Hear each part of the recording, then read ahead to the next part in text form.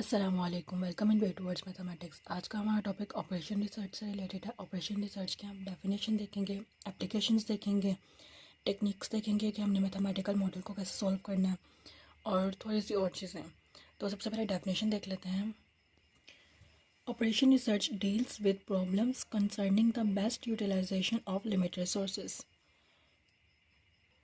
हमारे पास operation research में कोई भी मैथमेटिकल मॉडल हमारे पास गिवन होता है।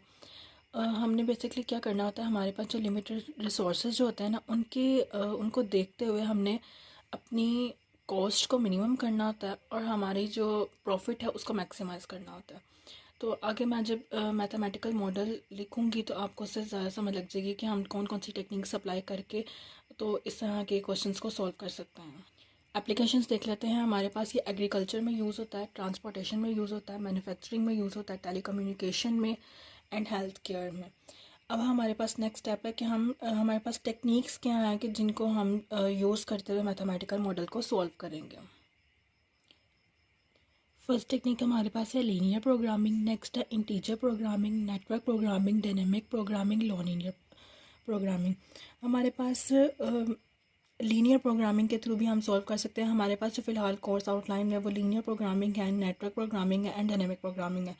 Non linear programming and integer programming ये हम नेक्स्ट सेमेस्टर में इसको करेंगे। फ़िलहाल हमने सबसे पहला जो हमारा है वो लीनियर प्रोग्रामिंग है। नेक्स्ट के हमारे पास कुछ स्टेप्स हैं जिनको फॉलो करते हुए हमने अपना एलपी मॉडल रेडी करना है। स्टेप्स देख लेते हैं। Identifying products to be produced and define the products as decision variable. Next हमारे पास है ऑब्जेक्टिव फंक्शन। ऑब्जेक्टिव फंक्शन हमने देखना है कि हमारे पास मैक्सिमाइज हो रहा है कि मिनिमाइज हो रहा है। अगर हमारे पास प्रॉफिट की बात हो रही है तो हमारा ऑब्जेक्टिव फंक्शन मैक्सिमाइज होगा। अगर हमारे पास कॉस्ट की बात हो रही है तो कॉस्ट में हमारा ऑब्जेक्टिव फंक्शन मिनिमाइज होगा।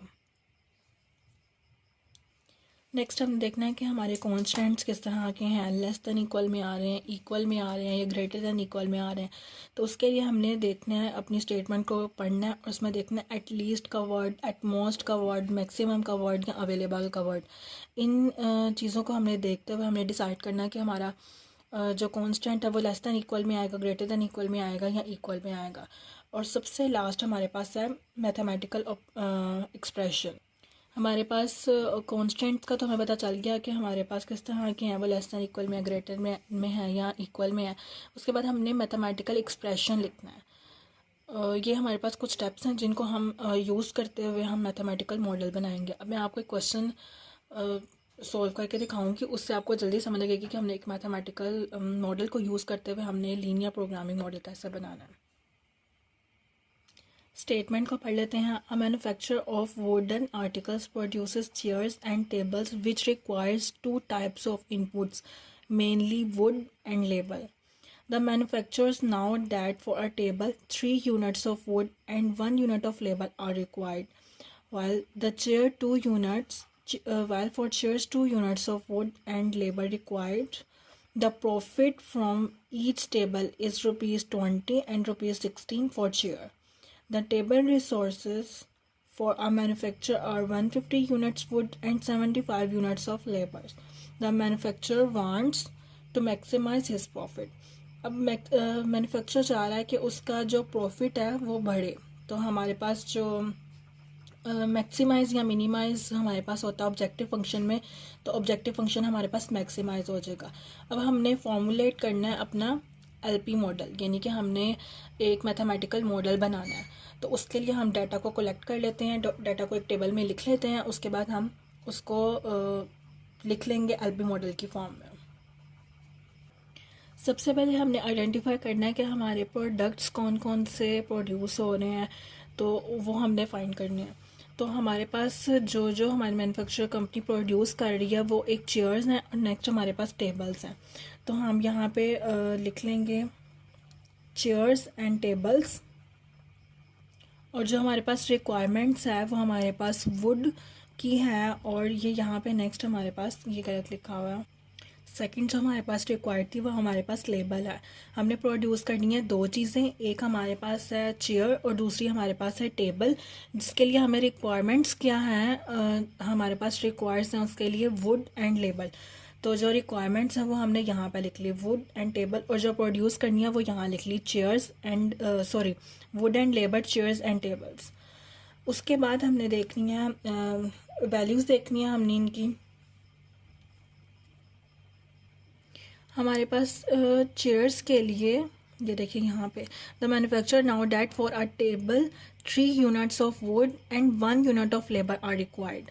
हमारे पास किसके लिए भला, टेबल के लिए हमें 3 यूनिट्स वुड चाहिए, यानी कि टेबल, ये टेबल के लिए 3 वुड के सामने लिखना है, 3 यूनिट्स हमें वुड चाहिए and 1 unit of labour, and 1 unit of labour चाहिए।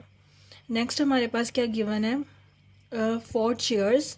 अब हम चेयर्स का देख रहे हैं। चेयर्स के लिए हमें क्या चाहिए, चेयर्स के लिए 2 यूनिट ऑफ वुड चाहिए एंड 2 यूनिट ऑफ लेबर, तो ये हमने यहाँ पे लिख लिया। नेक्स्ट हमारे पास है the profit from each table is ₹20 and ₹16 पर चेयर। तो हमारे पास प्रॉफिट है ना टेबल्स एंड चेयर्स के लिए, वो 20 है एंड 16 है respectively. The labour resource, the table resource for a manufacturer are 150 units and 75 units of labor। अब हमारे पास जो अवेलेबल चीज़ें होती हैं वो हमारे पास कांस्टेंट के इस साइड पे आती हैं, जो अवेलेबल होती हैं, तो वो 150 एंड 75 यूनिट्स हैं, तो मैंने 150 एंड 75 यूनिट्स लिख लिए यहाँ पे। नेक्स्ट हमने अब सबसे पहले हमने क्या जो काम करना है वो हमने देखना है कि हमारे पास कौन सी चीज़ हमने प्रोड्यूस करनी है। जो चीज़ प्रोड्यूस करनी है उसको हम कोई वेरिएबल का नाम दे देंगे। हमने प्रोड्यूस करनी है चेयर्स एंड टेबल्स, तो हम एक्स कह देते हैं चेयर्स को और वाई कह देते हैं टेबल्स को, और जेड हमारे पास रिप्रेजेंट कर रहा है प्रॉफिट फंक्शन को।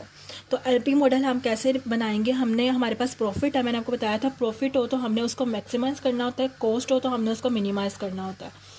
तो अब हमारे पास प्रॉफिट है, तो इसका मतलब हमारे पास जो ऑब्जेक्टिव फंक्शन है वो हमारे पास क्या होगा, मैक्सिमाइज होगा, और उसको हमने कह दिया, टोटल प्रॉफिट को हमने कह दिया z। हमारे पास प्रॉफिट किसके इक्वल है, 16x + 20y के, सब्जेक्ट टू। अब हमने नेक्स्ट करना है, नेक्स्ट हमने देखना है कि हमारे पास कॉन्स्ट्रेंट्स क्या हैं। कॉन्स्टेंट्स हमारे पास लेस दैन इक्वल में आएंगे, ग्रेटर दैन इक्वल में आएंगे, या इक्वल में आएंगे। तो आप स्टेटमेंट में देखें, स्टेटमेंट में उन्होंने अगर अवेलेबल का वर्ड यूज़ किया हो, लेस दैन वो मिनिमम का किया हो, एटलीस्ट का किया हो, मैक्सिमम का किया हो, तो उसके रिस्पेक्टिवली हमारे पास होता है। अब हमारे पास जो इधर स्टेटमेंट में वर्ड यूज़ हुआ है ना वो अवेलेबल का, यानी कि हमारे पास इतनी चीज़ें ही हैं, हमने इतनी जो चीज़ें इसके दरमियान, इसको ही हमने मैनेज करते हुए अपनी कॉस्ट को मैक्सिमम करना है, अपने प्रॉफिट को मैक्सिमम करना है। तो जो हमारे पास चीज़ अवेलेबल होती है ना, तो हमारे पास होती है कि इतनी ही है, यानी कि इससे ज़्यादा नहीं हो सकती, इससे ज़्यादा नहीं हो सकती। तो ये हमारे पास फिर लेस दैन इक्वल का साइन आ जाएगा यहाँ पे। एंड एक्स और वाई ये दोनों चीज़ें हमें हमेशा हमारे पास ग्रेटर दैन होती हैं, यानी कि पॉजिटिव होती हैं। ये हमारे पास एक फर्स्ट क्वेश्चन था जिसका हमने एलपी मॉडल रेडी किया। उम्मीद है आपको अच्छे से समझ आई होगी।